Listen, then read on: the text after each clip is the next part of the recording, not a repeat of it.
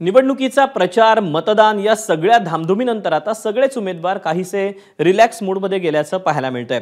पुण्याच्या कसबा विधानसभेचे भाजपचे उमेदवार हेमंत रासनेंनी मिसळीवर ताव मारला, तर ठाण्यात मनसेचे उमेदवार अविनाश जाधव यांनी देखील कार्यकर्त्यांसह मामलेदार मिसळीचा आनंद घेतला। तर ठाणे शहरचे उमेदवार संजय केळकरांनी ठाण्यात प्रतिशिर्डी मंदिरात सेवा केली।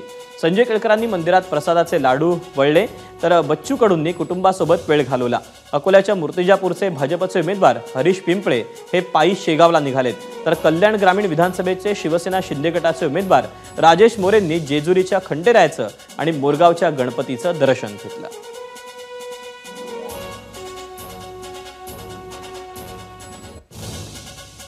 तेव्हा गेल्या अनेक दिवसांपासून सुरू असलेला प्रचार, त्यासोबतच सभा, कार्यकर्त्यांना भेटणं, जास्तीत जास्त मतदारांपर्यंत पोहोचणं, या सगळ्यामध्ये हे उमेदवार व्यस्त होते। परंतु आता मतदान संपलेलं आहे, मतमोजणी आता अवघ्या काही तासांवर आली। अशा या मधल्या कालावधीत मात्र हे सगळे उमेदवार रिलॅक्स मूडमध्ये पाहायला मिळतात।